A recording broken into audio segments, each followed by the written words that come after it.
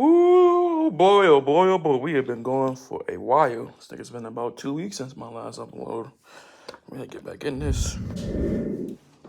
All right, everybody. I've been gone for a while, about 2 weeks. Yeah, no reason why. I've just been gone. Work, family stuff, but been gone. But we're back. We're back. We're back. And in those 2 weeks I was gone, an NBA trade deadline happened, and a lot of stuff happened. I talked about the KD, Kyrie, and Russ. Those I think those are my last 3 uploads. I talked about those, but I got a whole list of notes and stuff to talk about. We're gonna talk about most of them. We're not gonna talk about all of them because there are just some that just don't matter. Some that some are just more important. So, this is my official trade deadline breakdown video. So without further ado, let's get into it. All right, ladies and gentlemen, let's get down to business. Don't know how I'm gonna edit all this in, but I'll figure it out as I go. Okay, so as I said, there were about 15, 16 trades. I wrote down 12 out of the 16. There were just some that are just more important than others, and some just don't matter. So let's get into it. So obviously the biggest one is the Kevin Durant trade. He was traded to the Phoenix Suns. That was a 14 trade. So first of all, the 14 trade is between the Suns, Nets, Bucks, and Pacers. The Suns got back Kevin Durant and TJ Warren. The Nets got back Mikal Bridges, Cam Johnson, 5 first-round picks from the Suns, 2 second-round picks from the Bucks. The Bucks simply got Jay Crowder back, and the Pacers got Serge Ibaka and George Hill, and which Serge Ibaka, who they actually had released. So this is a good trade. Obviously for the Suns, this is like the Suns last I don't know how to describe it, the last last breath of air, trying to get to a championship. Obviously, the last 2 years you had your near championship season in 21. You get embarrassed last year, so now you get Kevin Durant. And now you get Kevin Durant, and now that's the thing. It's championship or bust now. So the only concern about the Suns is that their bench, like you said, Mikal Bridges is gone, Cam Johnson is gone. That's defense and offense. They both traded away, traded picks. So their only concern would be their bench. Really, how can they get guys from their bench? But they still got Cam Johnson. They still got Landry Shamet. They got TJ. He's a great offensive player. They just signed Terrence Ross from a waiver form because he was on the Magic while using them. So that's the Suns, and of course how everything's gonna work with KD, Booker, and Aiden. I'm not really putting Chris Paul in it because Chris Paul he's at the point Chris Paul can score 6 points a game and the Suns will still win. Chris Paul just needs to get 15 assists and they'd be good. So between that dynamic between those three, Aiden, Booker, and KD, obviously Aiden's gonna take the biggest hit, but it'll be between whose team is it? Whose team is it? Is it Booker? He's been there longer, or is it KD? He's the better player. I would say Booker may take the D-Rate approach and just be like, you know what, hey, this might have been my team for the longest, but you're clearly the best player. So hopefully Booker does that. And we have to see how that goes. For the Nets, they're in a very interesting situation because the Nets, when they made those 2 trades, the Nets were 10 games over 500. So to me, I don't think they're in a position to tank. I don't think and to me, with the picks they got, I don't think they will tank. I think this is clearly hey, obviously we're not going to win the championship, but we're going to compete. And, Bridges, 17 points a game this year. He improved the score. Cam Johnson's always been a scorer. They got Cam Thompson, who put up 2 40-point games 2 or 3 weeks ago. Ben Simmons is still on the team. And then there's somebody. And then, of course, another guy we'll talk about later. He got traded back there as well. So, the Nets got a competitive team. They'll get to the playoffs. Will they stay in the top 6? I don't know. I don't know. I think they will be at least in the play-in. They could get eliminated from the play-in, but we'll have to see. But they got a real young team. So it'll be all about who they put around those guys. If they get a star player, one of those guys become a star player. So that's a very interesting piece about the Nets. And the Nets are obviously also trying to try to see if they can ship away Ben Simmons, but that's going to be very, very hard. So we'll see what they do. The Bucks got Jay Crowder. Jay Crowder was obviously really important to the team. He's a good defensive player, 3-point shooter. He just didn't play for the Suns this year because I think he wanted like a bigger contract, but the Suns just wasn't budging because Jay Carter's like 30, like Jay Carter's like 35 or something like that, and they're like the Suns like, I mean like you're a role player, we're not giving you a big contract. So he basically had a fall with them, so he finally got traded to the Bucks. I don't know. And the thing is, I don't know if he'll start or not because you got Giannis, you got Middleton, Portis, Robin. So there's a lot of forward depth on the Bucks. So we'll have to see what they do with him. Hopefully he makes an impact. And then the Pacers, they get Serge Ibaka and George Hill. Ironic, George Hill's going back to the Pacers. Interesting. I haven't heard anything about him getting bought out. Maybe he has. Hopefully, if he does get bought out, he goes to a contender. Serge Ibaka definitely got bought out. His contract, no team hasn't picked him up yet. So that'll be very, very interesting. Very good trade. Good trade for the Suns. Good trade for the Nets. In theory, it was a good trade for the Bucks. And then the Pacers just kind of got like the I don't know, got the bat end of the stick of it, just getting two old guys that probably won't be on the team. So that is the Suns, Nets, Bucks, and Pacers trade. So I don't want to get too much in depth into it because I got so much to talk about. But yes, that is that trade.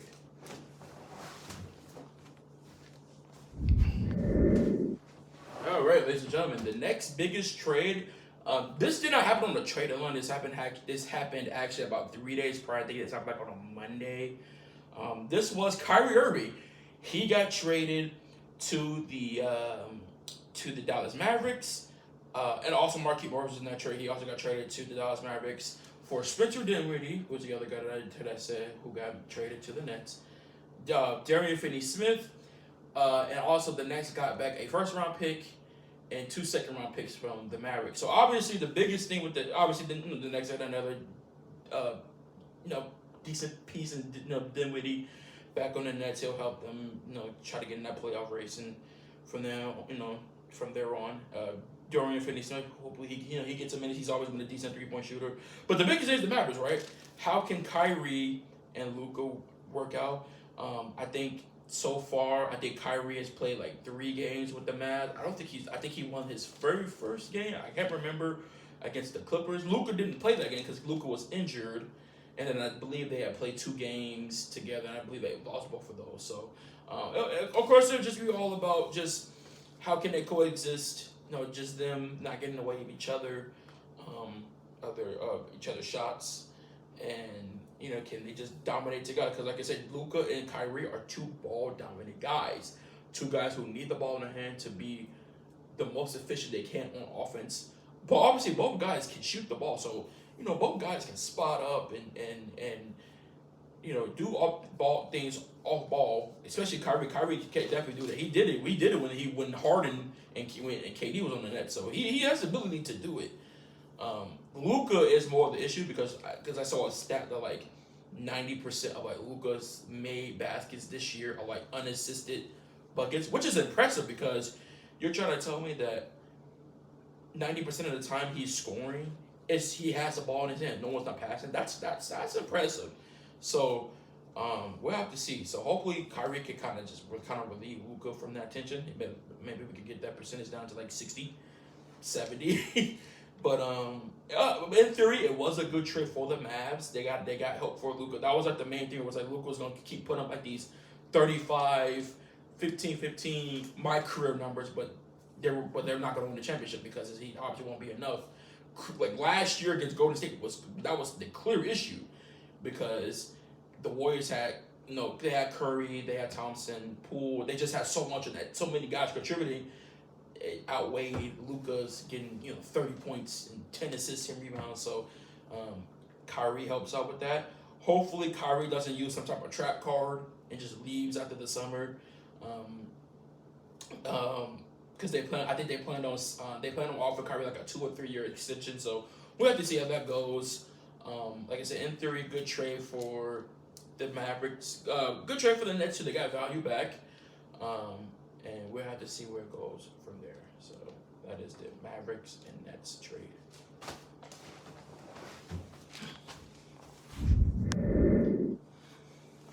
All right, next up, ladies and gentlemen, it is going to be talking about the Russell Westbrook and D'Angelo Russell trade.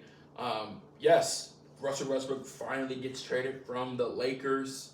Um, gets traded from the Lakers. D'Angelo Russell gets traded. So, about that for a little bit. So, the Lakers got back D'Angelo Russell, Malik Beasley, and Jared Vanderbilt. So you get back a I don't want to say he's an elite scorer. He has the ability to be that good at scoring. D'Angelo Russell also Russell can shoot the ball. Malik Beasley has always. Well, it doesn't even matter what team Malik Beasley is on. It seems like he's able to make a contribution.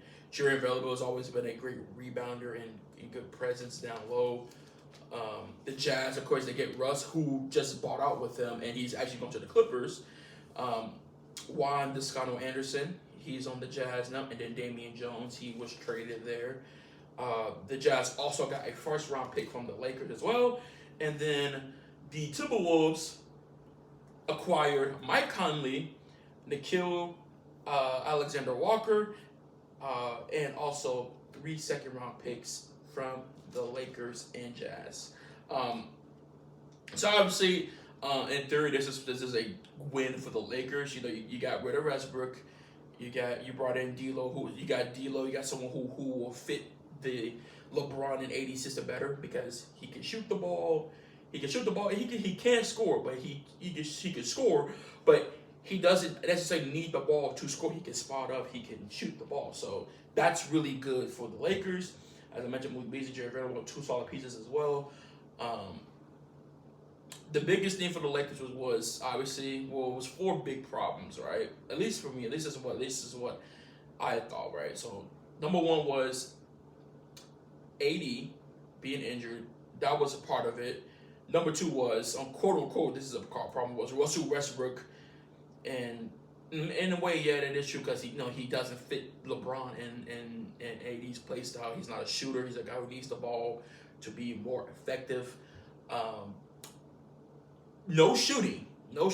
They had no shooting on the team, and they needed shooting. Russell Beasley and Russell provides that, and also no defense. Beasley's always been a decent defender. Jared was always been a decent defender. Of course, the one thing you lose with Russ is you gain offensive power, priors around the same, shooting much better, but you lose that defense. You kind of lose that. You lose a little bit of that playmaking too, and from Russell. So, Russell is more of a defensive liability on defense. Russ was really good defensively. So, of course, we'll have to see how the Lakers will kind of patch that up with Russ. Of course, like I said, Russ is going to the Clippers.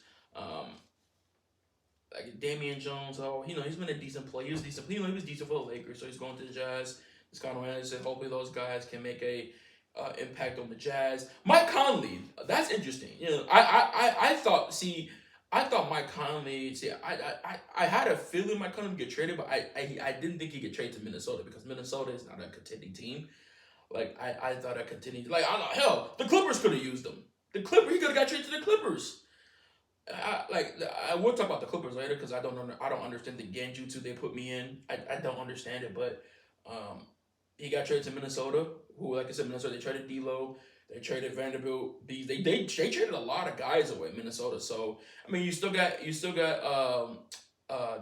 Edwards, Towns, Gobert, but they don't have a team that to me that's like championship. And they've been playing well without Towns. Towns has been off like 2 months.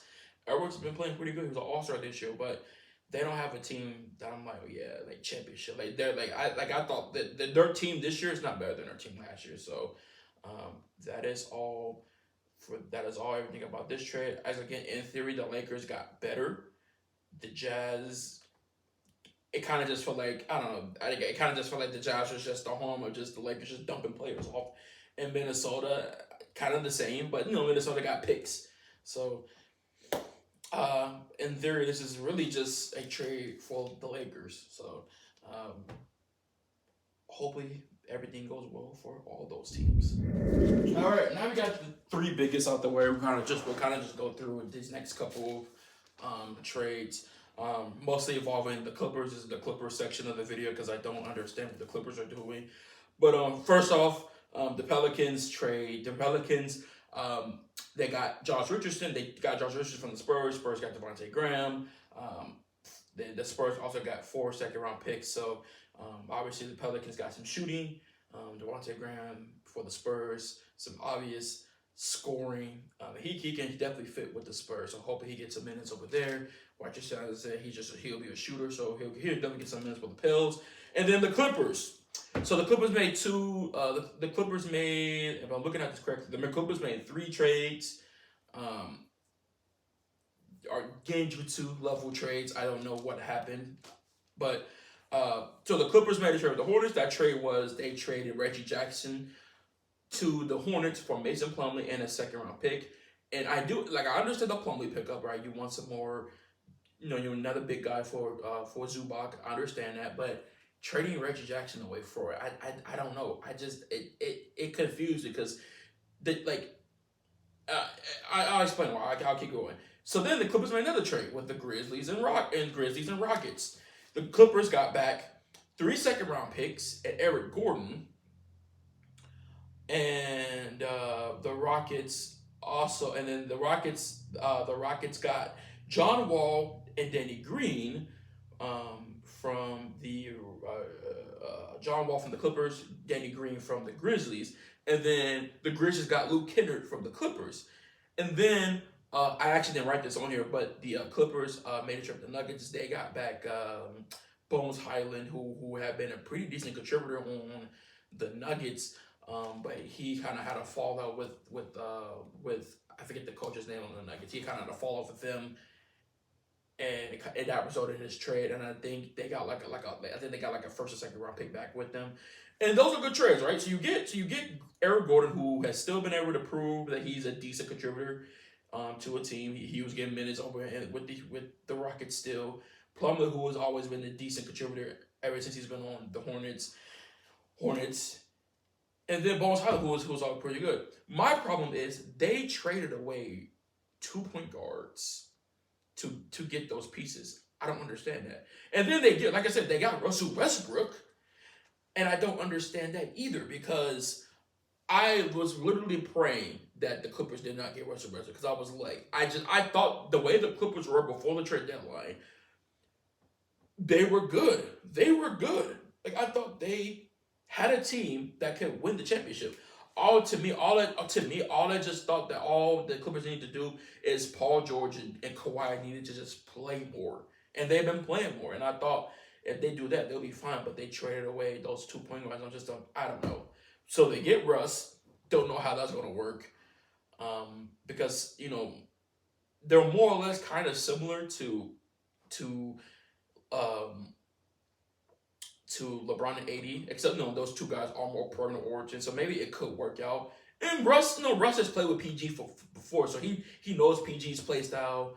But Kawhi is the man on that team, so I just hope it all works out because I'm a Clippers fan, and I just want to see Paul George get to ring. I want to see Kawhi get his third, and it would be nice to see Russ get his first, but I just don't know. So, I don't know. It just makes me sad inside hearing that. But hey, hopefully all goes well for all those teams. It was really funny because John Wall. It was really funny because John Wall had said before he got traded. He said that the Rockets were just a terrible team, and it was that was one of the worst things he's ever done. And then he gets traded back there. So that was pretty funny. He got bought out, of course.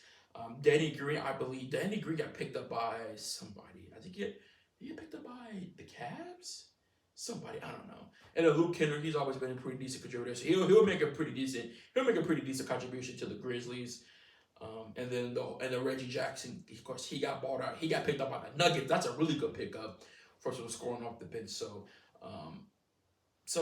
in theory, like I said, like, you know, it was decent trades, but it was I don't know. It was really more buyouts and the Clippers just confusing me. So hopefully the Clippers can actually be better than where they were because I don't see it. I just don't see it. So heck, hey, I don't know. Maybe they see something I don't, but that's those trades. All right.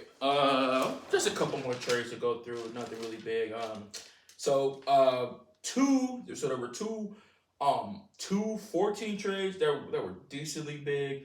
I'll go through those real quick. The first being the Detroit Pistons, the Golden State Warriors, Atlanta Hawks, Portland Trailblazers. Um, the Pistons got back James Wiseman. Warriors got back Gary Payton II. I should say injured Gary Payton because Portland like straight up finesse Golden State. The Warriors also got about 3 second round picks. The biggest one is the Hawks getting Sadiq Bey and Kevin Knox again getting traded. Kevin Knox got traded like twice in the trade deadline. It was crazy. I don't know the first trade, but I think it was on the Warriors. But he got traded to Portland, and the Portland also got 5 second round picks. So obviously the biggest one to me is Sadiq Bey because Bey was like really good for the Pistons last year in his rookie year.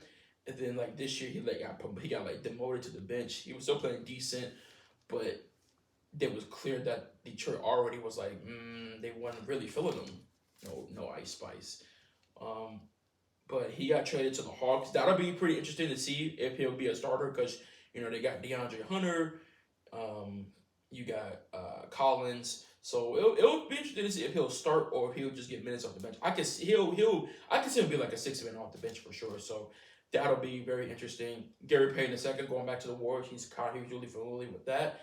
So hopefully things work out with him. Of course, like Portland, like literally traded him. They traded him like he was injured, and I know technically KD was injured when he got traded to the Suns, but KD's like obviously really close to coming back, and Gary Payton was like not really close at all. So that kind of sucks. And then the Warriors traded away James Wiseman to the Pistons. So um, hopefully that can work out for James Wiseman because he had an ACL injury and he hopefully he could just bounce back. The ACL injury was big, and he's a second overall pick. So um, I think they've been starting like Isaiah Stewart at center for Detroit has. And I think James Wiseman. Actually, before I say that, and Isaiah Stewart's like 6'8", 6'7". So if James Wiseman could just be dominant the center, he could easily overtake that center position. So good luck to Wiseman over there.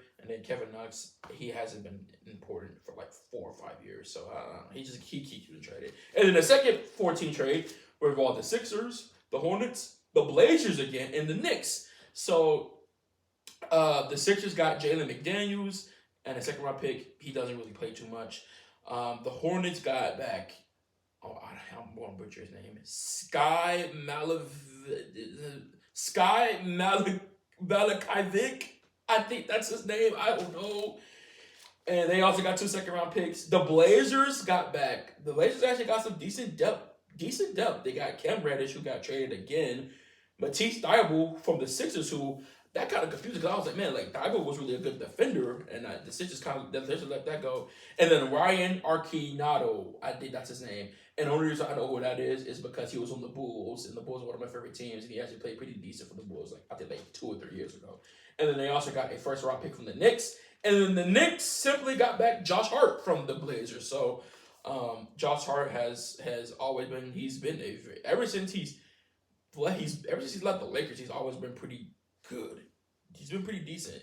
He's a surprisingly really good rebounder. Like he gets like 8 a game, like which is impressive for a guy that's like the guy that's like 6'5". So he's a good shooter. So hopefully he'll make a pretty nice decent contribution on the Knicks.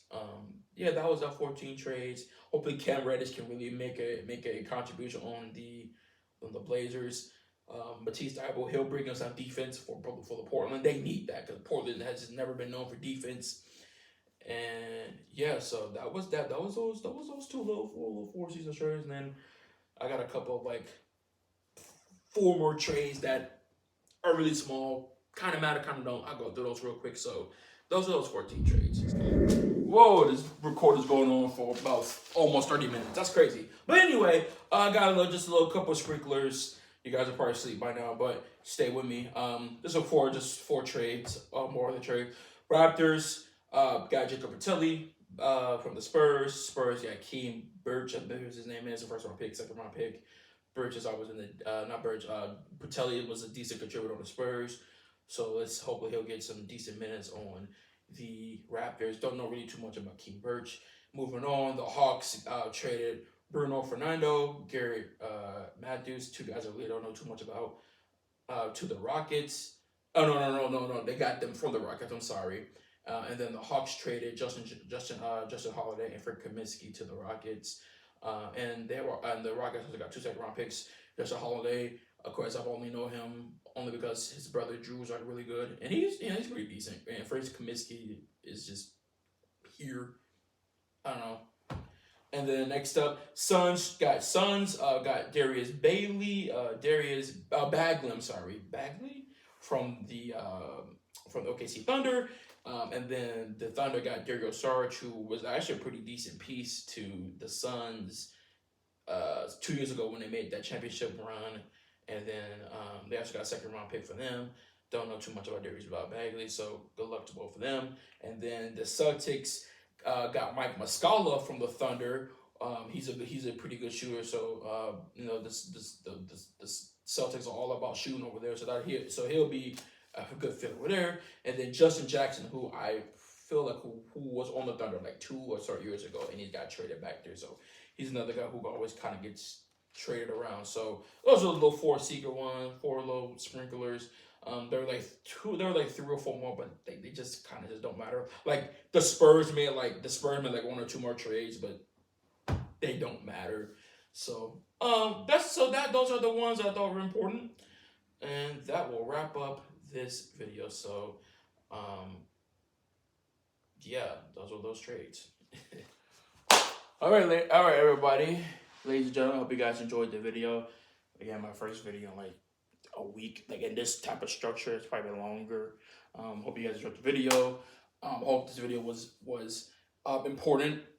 Not only important, but I hope it was helpful. I'm pretty sure you guys already knew all this stuff. It's been 2 weeks. Hope you guys enjoyed the video. More videos is on the way. Man, like I said, I'm at about 30 minutes right now. That's crazy. But hope this video was good for you and you enjoyed it. Like, comment, and subscribe, and I will see you soon.